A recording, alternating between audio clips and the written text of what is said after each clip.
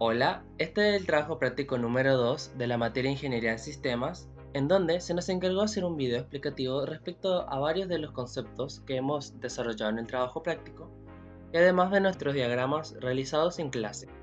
Una clase define el estado y el comportamiento que todos los objetos creados a partir de esa clase tendrán. Los tipos de clase que hay son de entidad, de interfaz, abstractas y de control. Estas categorías se explican a continuación.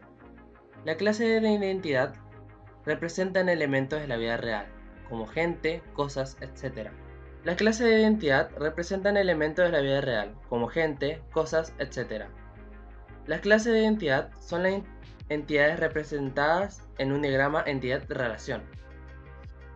Las herramientas Case como Visual Analyst le permitirán crear una base de identidad UML a partir de una identidad de diagrama de entidad-relación. El analista necesita determinar qué atributos incluir en las clases. Cada objeto tiene muchos atributos, pero la clase debe incluir solo aquellos que utiliza la organización.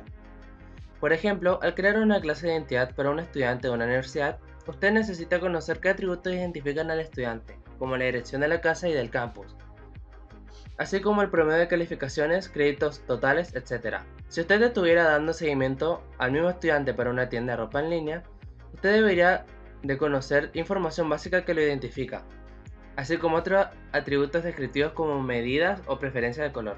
Clase de límite o de interfaz. Las clases de límite o interfaz ofrecen a los usuarios un medio para trabajar con el sistema. Existen dos amplias categorías de clase de interfaz, humana y de sistema. También puede ser un teléfono de tonos, un código de barras o algún medio que permita al usuario interactuar con el sistema. Una interfaz humana puede ser una pantalla, una ventana, un formulario web, un cuadro de diálogo, un menú, un cuadro de lista u otro control de despliegue. Las interfaces de sistemas implican el envío o recepción de datos de otros sistemas. Esto podría incluir las bases de datos de la organización. Si los datos se envían a una organización externa, a menudo se encuentran en forma de archivos XML u otras interfaces. Clases abstractas son las clases que no es posible instanciar directamente. Las clases abstractas están vinculadas a clases concretas en una relación, generalización, especialización. Por lo general, el nombre de una clase abstracta se nota en letras cursivas. Clases de control. Las clases de control activas se utilizan para controlar el flujo de actividades y funcionan como coordinadoras al implementar clases. Objeto. El acceso a los datos de un objeto es solamente a través de estos procedimientos. Únicamente estos procedimientos pueden manipular, referenciar y o modificar estos datos. Para poder describir todos los objetos de un programa, conviene agrupar estos en clases. Por ejemplo, los objetos físicos. Asociaciones. El sentido de las asociaciones es inherentemente bidireccional, directa, forward o inversa, inverse. Además, la implementación común en los lenguajes de programación mediante punteros referencias. Aunque en fase de modelación no es recomendable esta práctica. Las asociaciones pueden ser binarias, ternarias o de órdenes superiores, y los nombres de las asociaciones son opcionales en la notación. Un ejemplo es un jugador que participa en un equipo, el jugador siendo empleado y el equipo siendo empleador. Agregación. Cuando tenemos duda en la etapa de modelamiento, mejor es utilizar una asociación ordinaria. Las preguntas útiles para identificar agregaciones son: ¿se puede utilizar la frase parte de? ¿Se propagan las operaciones del todo a las partes de fórmula automática? ¿Se propagan algunos valores de los atributos del todo a alguna o todas de las partes? ¿Existe una simetría intrínseca en la asociación por la cual un objeto está subordinado a otro? Los tipos de agregación son agregados fijos, en una estructura fija, con un número y el tipo de sus partes predefinidos; agregados variables, que tienen un número finito de niveles pero el número de partes varía; y agregados recursivos, que contienen directa o indirectamente un caso de la misma clase. La agregación solamente permite que el todo conozca sus partículas y no al revés. En la cardinalidad de una asociación puede ser variada. Sin embargo, en la agregación se tiene la cardinalidad de a mucho. Colección. Anteriormente se creaban arrays con números o cadenas. Ahora con las conexiones se crean arrays para los objetos, con la diferencia de que las colecciones son dinámicas. Pueden ir variando su tamaño, añadir nuevos objetos y eliminarlos. Herencia. Una clase puede heredar características de superclases que se encuentran muchos niveles más arriba de la jerarquía de herencia. Por ejemplo, si la clase perro es una subclase de la clase mamífero y la clase mamífero es una subclase de la clase animal, entonces el perro heredará atributos tanto de mamífero como de animal. Generalización. Generalización es el acto o resultado de distinguir un concepto que es más general que otro.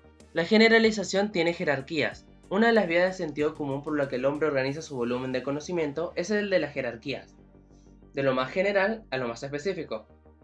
Un tipo de objeto puede tener subtipos, subtipos, etc. Normalmente cada tipo no tiene más de un supertipo. Sin embargo, también podemos encontrar que un tipo llega a varios supertipos, lo que implica que la jerarquía de generalización no necesariamente debe ser una jerarquía de árbol. La jerarquía de generalización son importantes para el desarrollo OO por dos razones.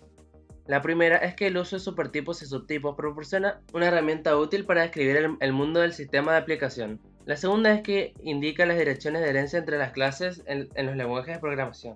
Un ejemplo que podemos dar es que licenciatura en ingeniería se pueden generalizar en un estudiante, y estudiante y empleado pueden generalizarse en persona. Polimorfismo. Un ejemplo clásico de polimorfismo es el siguiente. Podemos crear dos clases distintas, gato y perro, que crean de la superclase animal. La clase animal tiene el método abstracto makeSound, que se implementa de forma distinta en cada una de las subclases. Gatos y perros suenan de forma distinta. Entonces, un tercer objeto puede enviar el mensaje de hacer sonido a un grupo de objeto gato y perro, por medio de una variable de referencia a clase animal, haciendo así un uso polimórfico de dichos objetos respecto del mensaje mover. Para diferenciar las distintas relaciones se utiliza una simbiología con base en varios tipos de líneas. Para diferenciar las distintas relaciones se utiliza una simbiología en base a varios tipos de líneas. Podemos pensar a los subtipos como un conjunto de objetos dentro de otros conjuntos más grandes, dado que las relaciones también tienen conjunto de objetos, llamado.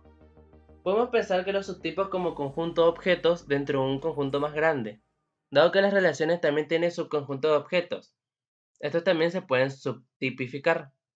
Ejemplo, si tomamos como ejemplo la entidad estudiante y la entidad libros, dentro del contexto de un colegio podríamos ver que entre estas existe una relación la cual llamaremos prestar, dado que el estudiante presta libros y análogamente estos libros son prestados a los estudiantes. Cardinalidad. Cada relación tiene dos multiplicidades, por cada objeto al extremo de la relación.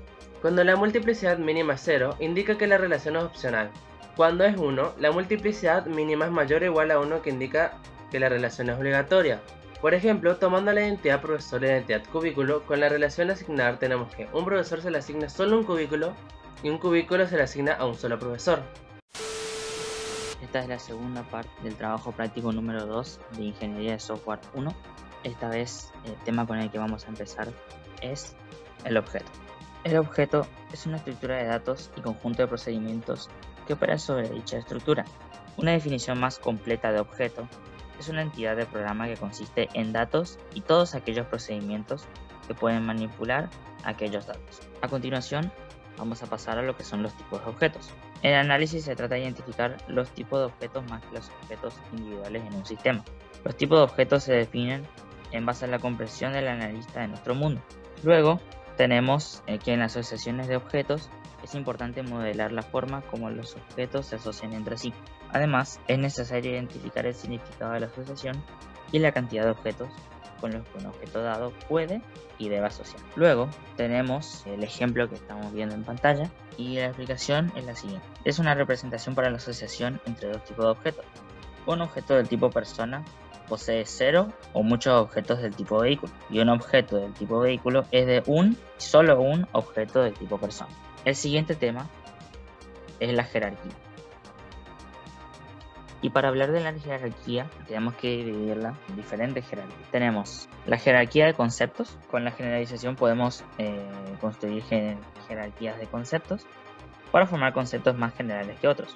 Lo opuesto a la generalización es la especialización, y la generalización no se limita a una estructura de árbol, es decir, que se vaya dividiendo en distintas partes, puesto que un concepto puede tener varios subconceptos. Luego tenemos las jerarquías de generalización.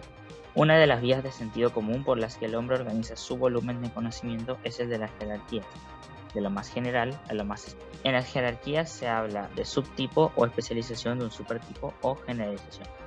Los subtipos, que son los niveles inferiores de la jerarquía, heredan las características de sus supertipos. Además, cada instancia de un tipo de objeto lo es también de su supertipo. Y luego tenemos las jerarquías compuestas, en donde un objeto se denomina complejo si está formado por otros. Las jerarquías compuestas permiten realizar agregaciones de objetos. Un objeto del tipo edificio, por ejemplo, se compone al menos de un objeto del tipo piso. A su vez, un objeto del tipo piso se compone al menos de un objeto del tipo pasillo. Podría tener varios o ningún objeto del tipo baño y oficina.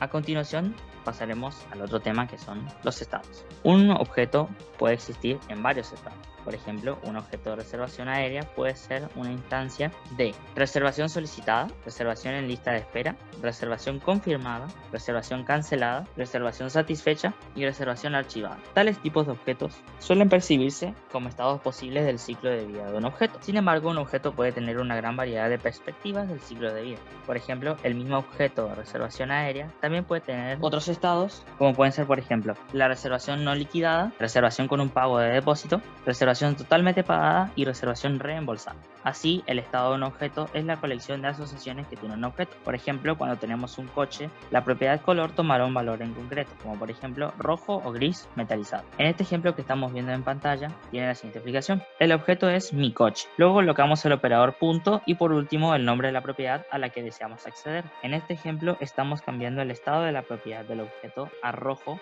con una simple asignación. El siguiente tema que vamos a tratar son los eventos. El concepto de eventos, que es el que voy a tratar a continuación, es en el análisis orientado en el que nos estamos basando para dar este concepto. Aquí el mundo se describe en términos de los objetos y sus estados, así como los eventos que modifican esos estados. Los eventos sirven como indicadores de los instantes en que ocurren los cambios de estado. Luego tenemos los tipos de eventos, en donde el analista no necesita conocer cada evento que ocurre en una organización, sino los tipos de eventos. Un ejemplo puede ser que el tipo de evento reservación en lista de espera confirmada es la colección de eventos donde un objeto cambia de una reservación en lista de espera a una reservación confirmada. Los tipos de eventos indican los cambios sencillos en el estado de un objeto. Otro ejemplo puede ser que cuando se deposita dinero en una cuenta bancaria o se actualiza la lectura de un sensor. Básicamente, los tipos de eventos describen las siguientes algunas formas de cambio de estado, como puede ser donde un objeto se crea, un objeto se termina, un objeto se clasifica como una instancia de un tipo de objeto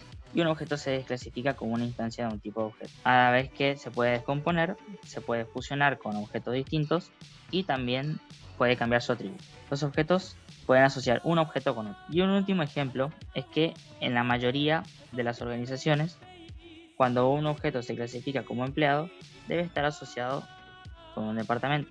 Por último, tenemos el último tema que vamos a tratar, es la activación de objetos. Se activa las actividades cuando crea un objeto personalizado. Las listas relacionadas de actividades se añadirán al formato de página predeterminado automáticamente. Se activa las actividades posteriormente cuando este objeto personalizado ya existe. Deberá agregar las listas relacionadas al formato. Si un objeto personalizado tiene una relación principal detalle con las cuentas, las actividades del objeto personalizado se acumulan hasta la cuenta y hacen que se actualice la fecha de la última actividad de la cuenta. Para objetos personalizados relacionados con otro tipo de registros, las actividades no se acumulan y no se puede desactivar el seguimiento de actividades para un objeto personalizado si hay tareas de flujo de trabajo asociadas a ese objeto personalizado. Bueno, para terminar con esto, vamos a pasar a la parte más importante, que son los requerimientos funcionales, y luego iremos con los diagramas de caso de uso y diagrama de clase en base a estos requerimientos. Primero tenemos estos requerimientos, son de acuerdo a nuestra organización, que en nuestro caso es una clínica. Primero tenemos asignar pacientes y doctores.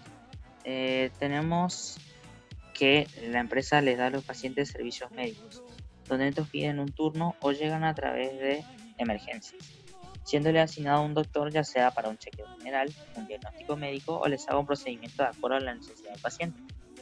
Luego tenemos la ficha de paciente, donde se les solicita a los pacientes todos los datos personales como nombre, apellidos, DNI, si ya tuvo patologías previas y, lo más importante, si tiene obra social, que servirá para que la administración lo tenga en cuenta a la hora de cobrar por la atención al paciente. Luego tenemos las consultas. En las consultas, utilizando la información puesta en la ficha de paciente y o la historia clínica, se realizan preguntas acerca del motivo de consulta, el doctor de cabecera para el paciente, el tipo de tratamiento y cuál será la próxima consulta. En caso de que no haya una próxima consulta, se cancela este último dato. Luego tenemos el historial de consulta. La empresa también organiza la información almacenada de los pacientes para que así cuando estos vuelvan a hacer una visita a la clínica, se tenga un historial de datos importantes como peso, altura, tipo de sangre, alergias, etc. Para así facilitar las visitas y el reconocimiento de enfermedades. Luego tenemos la organización de stock. La clínica también organiza su stock de medicamentos, siempre siendo necesario dar un informe de los cuales fueron usados en algún procedimiento para así estos ser repuestos. Si hay suficiente stock, controlarlo, y si no hay, se debe abastecer. Y el último requerimiento es los horarios del doctor. Los doctores deberán ser capaces de controlar, modificar y actualizar sus horarios de disponibilidad, los cuales deben informar a la administración para que se les informe a los pacientes por si llegan a solicitar a su respectivo doctor y no está disponible. Bueno, una vez dichos los requerimientos funcionales, vamos a pasar a este diagrama, que en este caso es el diagrama en caso de uso. Bueno, tenemos la asignación de doctores y solicitud de ficha de paciente. Tenemos que el paciente puede llegar a ingresar por emergencias o no, simplemente está entrando para hacer algún tipo de visita o para hacer algún chequeo. Tenemos que pide turno, que entrega sus datos personales y que entrega su obra social en el caso de que sea necesario para poder pagar menos, digamos, en el caso de que sea un hospital privado, generalmente. Luego tenemos que la administración solicita los datos personales, entrega el turno y asigna a los doctores de cabecera. Y a su vez estos doctores de cabecera revisan el tipo de tratamiento que tienen que tener con el paciente y si hay una próxima consulta.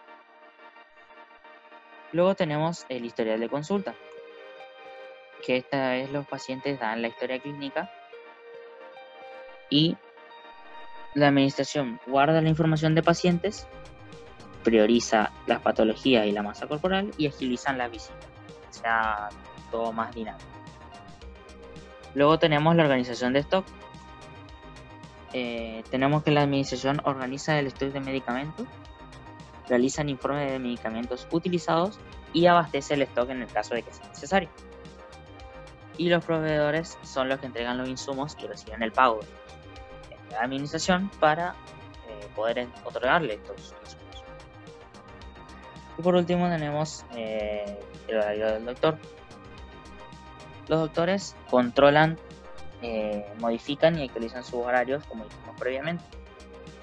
Y por último, informan su disponibilidad para que el paciente se pueda ajustar a dicha disponibilidad. Y la administración informa dicha disponibilidad a los pacientes. Y ahora pasemos al diagrama de clase. En el diagrama de clase tenemos los distintos atributos que son los pacientes, y que son de la clase de pacientes. Los atributos que tenemos el nombre, el ID, la edad, género, peso, altura y tipo de sangre. El nombre tiene de clase un string, es decir, un carácter. El ID, que es un entero, la edad, que es un entero, el género, que también es un string, el peso, que es un float, es decir, un flotante, altura, que también es un flotante, y el tipo de sangre, que es también un string. Y tiene estos serían los métodos en la clase que tenemos. Generalmente lo que estamos utilizando son públicos. En este caso tenemos el definir nombre, que tiene que estar, actualizar peso cuando se vea el momento, actualizar la altura y registrar obviamente el paciente. Esto seguirá relacionado con los doctores, que los doctores a su vez tienen de atributos el nombre, el ID, la edad y la especialidad. Y de métodos, actualizar experiencia. Y Relacionado a los doctores tenemos las consultas, porque como habíamos dicho antes, que los doctores tienen que ver su disponibilidad y ver qué día es más óptimo para dicho doctor de cabecera atender al paciente. Por eso ponemos el atributo del día de consulta, que es un date, y la disponibilidad, que es un booleano, es decir, que puede ser sí o no. Y de método ponemos verificar disponibilidad. Y por último tenemos la administración, que tiene atributos de dirección, el nombre y el mail. Y tiene distintos métodos, que pueden ser administrar los pagos, asignar los doctores, asignar turnos, controlar el stock y administrar la historia clínica. Y a su vez van a estar relacionados yendo de los proveedores a la administración. Los proveedores tienen de atributos el nombre y la dirección, que los nombres de los atributos siempre empiezan con minúscula y se pone un menos delante, un signo menos delante cuando son privados, que no lo puede ver ninguna otra clase. Y tiene un signo más, como en el caso de los métodos, es decir, que puede ser accedido desde cualquier clase. Los proveedores tienen el nombre, que es también un string, y dirección, que es un int. Y por último, el método de los proveedores es de proporcionar insumos, recibiendo el pago de la administración. Y eso sería todo.